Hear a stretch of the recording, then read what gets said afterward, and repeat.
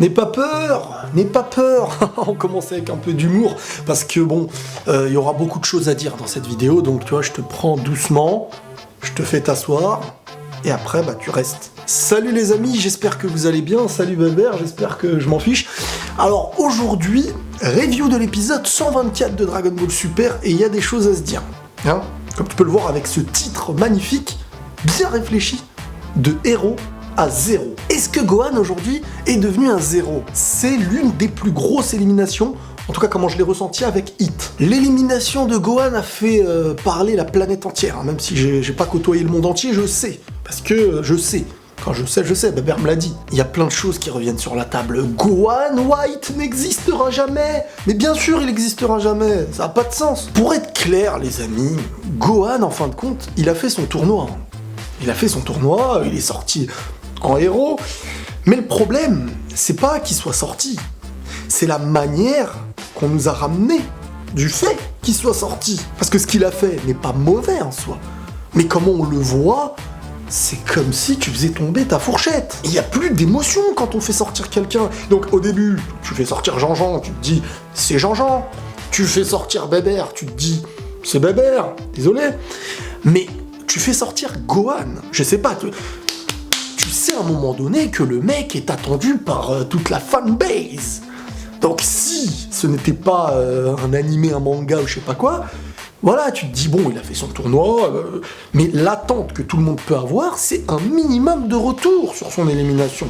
Je te demande pas de ne pas l'éliminer, mais du moins de le faire proprement. Et c'est ça qui, en grande majorité, fait énerver les gens. C'est pas le fait qu'il soit éliminé, parce qu'à un moment donné, on savait que Gohan ou Vegeta et tout ça, là, vont être éliminés à un moment donné. La logique veut que ce soit Goku le dernier, à part s'il y a un petit contre-pied. Mais si Gohan sort de cette manière, sans réellement nous avoir fait vibrer, franchement, il sort à l'aide de son sacrifice, qui est bien beau, mignon, mais avec une légère émotion, on nous a éliminé Gohan.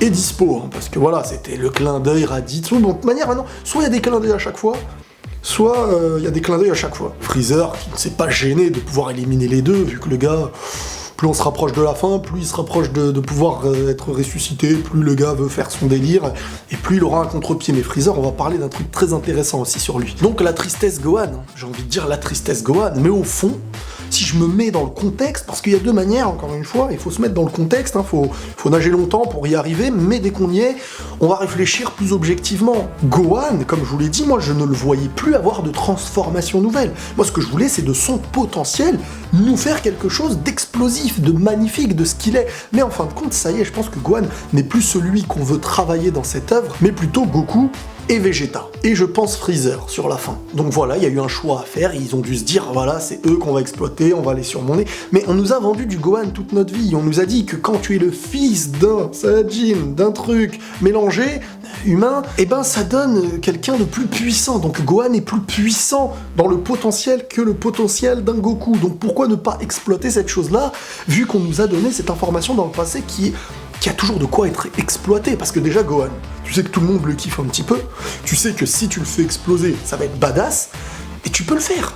Pourquoi tu le fais pas en fait? Si tu le fais pas, apporte de son potentiel une élimination charismatique, et j'ai envie de dire un petit peu dramatique. Je sais pas, un détail tout bête, quand t'élimines Gohan, tu mets un petit parallèle avec Videl qui est sur Terre, une petite émotion avec une petite musique, je sais pas, une séquence un tout petit peu plus travaillée. Parce que, ok, il y a eu 10 secondes quand il commence à attraper Dispo où il y a quelque chose, mais après, voilà, Freezer, il te fait la boule, boum, Gohan est éliminé ainsi que Dispo. Purée, on dirait que t'es au consulat qu'on t'appelle. Un tel a perdu sa maman. Ah mais non, mais là, Gohan n'a pas perdu sa maman. Gohan a été éliminé du tournoi du pouvoir. L'arc tout entier, pour lui, se termine ainsi. L'année tout entière se termine ainsi, j'ai envie de vous dire, les gars. J'ai envie de vous le dire, les gars. L'année 2018, c'est la dernière fois que vous voyez Gohan à l'œuvre. Hein, sauf peut-être fin 2018 avec le film. Donc là, il y a cette tristesse. Avant que Gohan se réentraîne 2 heures avec Piccolo avant le tournoi et qu'il retrouve son potentiel, je trouve que le temps a été très mal géré, les gars. Parce que, pourquoi ne pas nous avoir dit tout simplement le tournoi va commencer dans 1 mois et on leur laisse 1 mois d'entraînement, ce qui fait que quand on les ramène dans le tournoi, on sait qu'ils ont évolué.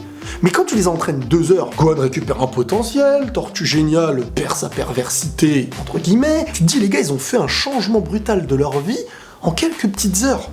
Pourquoi ce laps de temps en fait ne servait à rien? Sincèrement, Dispo, ok, je voulais qu'on le travaille un peu, qu'on nous montre un peu son énergie. Mais si un jour on m'avait montré ce mec-là, ce lapin, cette brebis, enfin bref, et qu'on me dit qu'il fallait un Freezer et un Gohan pour le vaincre, je suis d'accord, c'est la finale, ceci, cela, il est rapide et tout, mais à un moment donné, même Freezer. Hein. Heureusement qu'après j'ai réfléchi et j'ai revu l'épisode. Hein. Parce que pendant la vidéo même du live réaction, Freezer, ça a été une victime dans cet épisode-là. Ce qui l'a sauvé, c'est ce que je vais maintenant venir à ça, c'est déjà son attitude. En fin de compte, même quand il était en difficulté, et que Gohan est intervenu pour l'aider, il n'était pas dans un effet de transpiration en mode « merci » ou même s'il dit pas merci, mais vraiment on ressent le danger qu'il a eu. Non, parce que regardez bien, et c'est là que je vais y venir, on revient sur la théorie de Freezer l'Ultra Instinct, ou du moins quelque chose qu'il maîtrise vraiment, qui est au-delà de son pouvoir, et quelque chose qui va, je pense, être un petit peu le tournant de ce tournoi, et je pense que Freezer va faire ce tournant à un moment donné, très prochainement. Regardez un petit peu l'attitude qu'il a lorsqu'il allait se manger le dernier coup. Tête baissée, les yeux fermés, un petit effet d'ombre, à l'image d'un Goku qui allait se manger par exemple le dernier coup contre Kefla. Et c'est de quelle manière que l'Ultra Instinct s'éveille et que même Vegeta voulait l'éveiller en se mangeant plein de coups, etc. Sur le coup, j'ai l'impression que Freezer attendait le dernier coup pour s'éveiller à ce qu'il possède. Ultra Instinct de ce qu'on connaît. Peut-être pour lui ça va être autre chose. Même la posture au moment où Gohan intervient, il est vraiment relâché, vraiment comme si il s'était mis en mode instinctif. Et sa manière ironique de parler, certes qui est habituelle, mais qui n'est pas inquiet. Il n'y a pas à dire « Oh, tu m'as sauvé, c'est sympa ». Tu vois, vraiment, il n'est pas inquiet. Et depuis qu'il a été ressuscité, il n'a plus peur des Akaishin, il n'y a plus de choses au-dessus de lui selon sa manière d'être, et comme il l'avait expliqué même à Goku, et que ça je vous en avais parlé dans ma théorie sur Freezer et l'Ultra Instinct, enfin c'est pas ma théorie, je l'avais prise j'ai oublié le nom mais je l'ai dit dans la vidéo, et j'ai essayé d'analyser aussi par-dessus pour voir si ça pouvait être probable, et je trouve que oui. Surtout que là, Freezer reste. Si Freezer reste, c'est qu'il y a des raisons. Il a ses intentions, mais pour avoir ses intentions, il lui faut le pouvoir qui va avec. Je pense pas qu'il aurait des intentions aussi hautes de vouloir s'attaquer à ce qui est au-dessus de lui à la base, sans réellement le pouvoir qui va avec. Tu peux pas manipuler un pouvoir étranger. Il faut que le tien puisse faire quelque chose, sinon même le Erdrat là, il aurait tenté un truc. Donc je me rapproche de plus en plus pour dire que le vrai tournant va être Freezer. C'est Freezer qui va faire ce tournant et qui va s'éveiller à quelque chose qui va faire du sale. Il reste C17. Alors C17, hein, même si je l'ai un petit peu vanné parce que je pense qu'il va bientôt sortir, je l'applaudis. Tous ensemble. Applaudis. Applaudis. Non, parce que C17, personne n'aurait misé un clou sur lui. Il fait partie du top aujourd'hui du tournoi. Qui aurait cru, les gars? Non, C17, vraiment magnifique. Hein. Même si je pense que Toppo, à un moment donné, va s'éveiller à quelque chose et va faire la différence. C17, ça y est. Logiquement, il est le prochain à être éliminé, à moins qu'on nous fasse sortir Vegeta. Si C17 il sort pas, c'est lui qui va y passer. Freezer va rester à la fin. Hein. Enfin, du moins avant son plan, hein, la tentative de son plan. J'espère vraiment que le tournant de cette fin ne va pas tout gâcher, parce qu'à un moment donné, il ne restera rien de cet arc, sinon. Des souvenirs, des moments sympas, des petites séquences épiques, oui, bien sûr, mais la globalité, les gars. Quand tu vas au grec, et qu'il y a un petit bout de viande qui est bon, tu vas pas dire, vu qu'il y a un petit bout de viande qui est bon et que tous les autres ne sont pas bons, on va retenir que le petit bon. Bah non, je suis désolé. Donc cet arc-là, pour qu'il soit sauvé, et entre guillemets, sauvé... je retiens mes mots, c'est sur la fin qu'il va falloir tout exploser pour lancer peut-être une bonne suite qui à l'avenir interviendra. Quelque chose de dramatique, imaginons c'est l'univers de Goku, en fin de compte, qui est éliminé, et qu'il y a peut-être une astuce pour revenir et faire survivre les tiens. Ah, moi j'aimerais bien. J'aimerais bien parce que le moment de pause va nous permettre d'être dans bon, même si le manga continue en soi, mais vraiment j'aimerais bien moi ce délire de fin qui chamboule tout, que Freezer fasse quelque chose, et que le film en soi soit le lien entre la fin de cet arc et le début d'un prochain. On va pas parler de Goku et de Vegeta qui, dans ce combat avec Jiren, voilà, ont l'air de combattre un peu. La transformation de Freezer, est-ce qu'elle aura un sens et qu'elle s'expliquera ? Ça, j'en doute aussi, malheureusement, un petit peu comme la transformation de Trunks du futur. Ça a l'air d'être quelque chose d'apporté pour apporter une transformation, mais sur le long terme, en fin de compte, je vois vraiment pas Vegeta tenir, malheureusement, et c'est le cœur brisé que je vous dis ça. Donc pour moi, ce qui ressort de cet épisode-là, c'est vraiment Gohan, Freezer et Dispo, qui a quand même été à un niveau de malade, hein. Enfin, un niveau de malade, tactiquement, ce qu'il a foutu, c'était énorme. C'est pas naze parce qu'on a sorti Gohan. Non, c'est naze parce que Gohan méritait une sortie digne de Gohan. De héros est-il passé à zéro? Gohan White, où es-tu? Pour revenir à un Gohan dont les gens espéraient une nouvelle transformation, parce qu'il faut voir le sens d'une nouvelle transformation. Goku et Vegeta obtiennent cette transformation au-delà de ce qu'ils ont pu connaître avant Dragon Ball Super, parce qu'ils ont été s'entraîner avec Beerus et Whis, c'est-à-dire des êtres au-delà des mortels, dans l'animé. Mais Gohan, lui, en fin de compte, n'a rien connu si ce n'est l'entraînement juste avant le tournoi. Donc si on éveille quelque chose à Gohan, qui est de son propre sang, de sa propre nature, ça aurait été, à mes yeux, soit une évolution Saiyajin, soit une évolution de son potentiel et d'un moment badass. Ça aurait pas de sens de nous rapporter des cheveux blancs d'un coup. Parce que le changement de couleur qui est passé du jaune au bleu passe par ce que j'ai envie de dire, du mortel à ce qui est au-delà dans l'animé en fait. Tandis que Gohan, lui, ne passe pas au-delà. Ça n'a pas de sens. Donc si tu lui mets des cheveux blancs, c'est peut-être parce que c'est devenu un vieux, rien d'autre. Si je parle de l'ultra instinct de Freezer, c'est que lui aussi il y a un lien avec l'au-delà. C'est que quand il a été mort, il a dû travailler sur lui-même face à son enfer et son paradis, entre guillemets, là où il a été mis, parce que c'était au fond de lui un travail intense.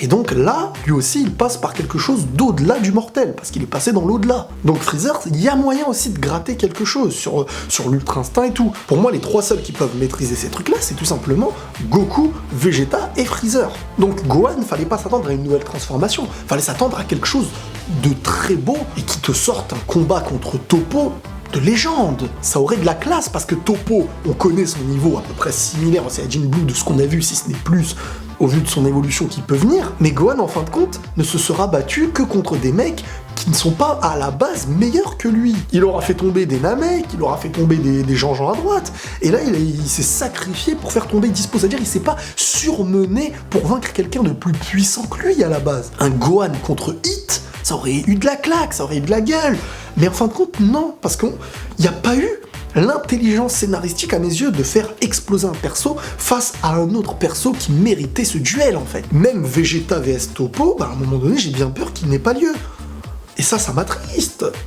Ah oui, parce que ça va être logiquement C17 et Freezer contre Toppo. Donc même pour nos yeux, les combats sont pas les mieux placés. C'est dommage. C'est dommage. La logique veut qu'on avance comment maintenant ? Vegeta n'aura plus de nouvelle transformation, et cette transformation-là n'aura pas eu son impact. Ça veut dire que quand tu ramènes une transformation dans l'œuvre, eh ben elle sert à accomplir un truc qu'on ne pouvait pas accomplir avec la transformation en dessous. Donc là, la transformation de Vegeta n'a aucun sens. À la rigueur, celle de Trunks, elle a eu beaucoup plus de sens, Mirai Trunks, je parle, quand il a réussi à couper Zamasu en deux, même si Zamasu n'est pas mort et tout, mais ça a eu son sens, voilà, au niveau de son univers et tout, ce que ça a apporté, le symbole qu'il y avait, c'était énorme. Mais là, cette transformation sert uniquement, je pense, pour évoluer son niveau et combattre à côté de Goku, pour qu'ensuite, malheureusement, il ne fasse rien de plus. Cette transformation est inutile. Et ça, c'est dommage, parce qu'on respecte pas Vegeta, encore une fois. Un truc tout bête, si Vegeta avait eu cette transformation face à Toppo, on va dire qu'avant d'avoir la transformation, il ne pouvait pas vaincre Toppo. Avec cette transformation, elle lui permet de se surmener pour vaincre Toppo. Là, il y aurait eu du sens. Je suis pas un spécialiste, mais ça aurait... Dites-moi, ça aurait pas plus de sens. On s'est pris la tête uniquement pour Goku, en fait. Et peut-être Freezer, qui lui aussi aura un sens, je pense. Mais sinon...